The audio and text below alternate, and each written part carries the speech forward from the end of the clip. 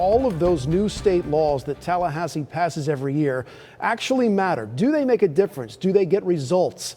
Tonight, our I-Team launching a brand new series called The Impact Check, and we start here tonight with the so-called move over law. You've no doubt seen the signs to move over when you see the flashing lights, but has that law really worked?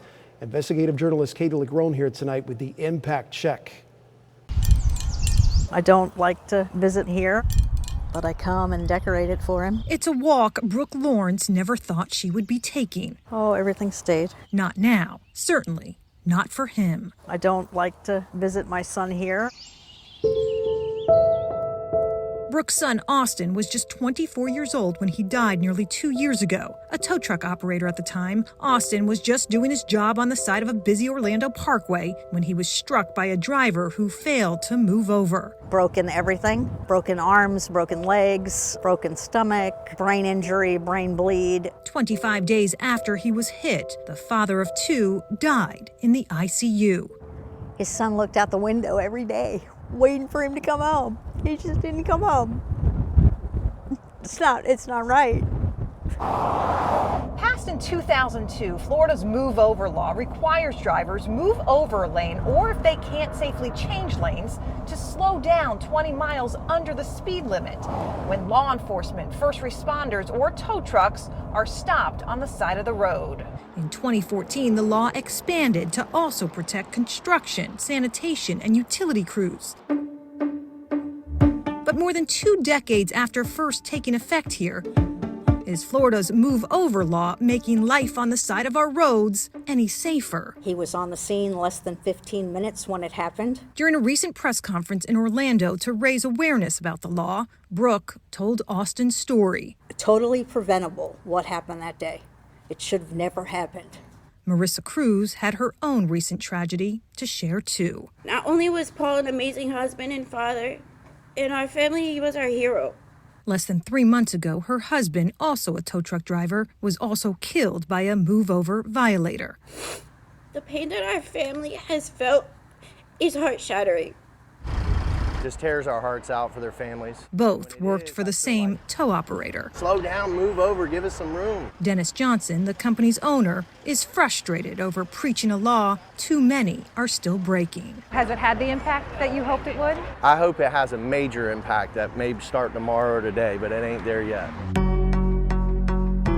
Across the state, recent video and images show the shocking consequences of drivers who fail to move over. And data since 2015 reveals their frequency. Move-over violators are behind, on average, 1 crash nearly every 2 days in our state. In fact, a year after the law expanded, Florida Highway Patrol statistics show the number of crashes, injuries, and deaths from drivers who fail to move over remains fairly unchanged year after year. It's a good law. Unfortunately, we have people that break that law. Sergeant Steve Gaskins of Florida Highway Patrol's Tampa Bay District says despite taking effect 20 years ago, many drivers still don't know the move-over law even exists. Drivers that were driving before this became a law and before they learned this in the driver's ed classes, there's where our normal problems are. That lack of awareness flagged as an ongoing problem in this 2020 Federal Government Accountability Report on First Responder Safety. In it, researchers studied a handful of state move-over laws, including Florida's. Public awareness is a big challenge because all 50 states have a move-over or a slow-down law, but those laws can vary. And so can the penalties. In Florida, failing to move over is considered a moving violation, with fines typically ranging between $120 and $170.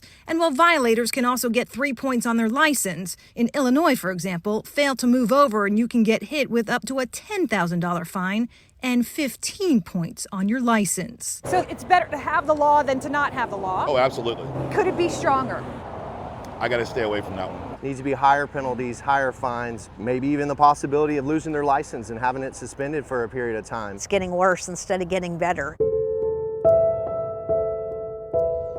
Brooke Lawrence also wants to see more awareness, more punishment. They should have to take a class to see what happens when you don't do that law. How many people are affected when you don't do that law? Her family is just one of them, victimized when a law created to protect them couldn't, and still seems to have a long road ahead to getting there. It was just a bad deal. It really is. He had his whole life in front of him. He was so excited about just life. According to a recent AAA study, Florida ranks among the leading states for people struck and killed each year while standing outside a disabled vehicle. Now, this legislative session, AAA's Auto Club plans to push Florida lawmakers to strengthen the law by making drivers also move over or slow down for basically any car that's disabled. Oh, Katie, a real human toll here behind these laws. You know, I actually looked it up. There are a lot of laws in Florida every year. 150 laws were passed last year, 162 the year before that. So a lot of new rules.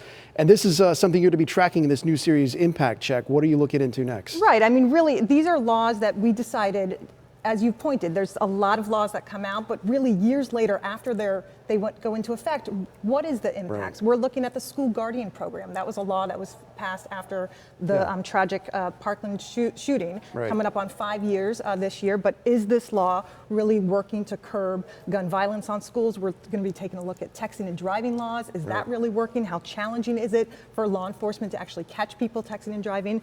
So we've got a lot coming up. We also invite viewers to contact us. If there is a law that you'd like to see us take a closer look at, give us go ahead and contact me via email. All right, Impact Check is the series. Katie LaGrone, thank you for stopping by. Appreciate it.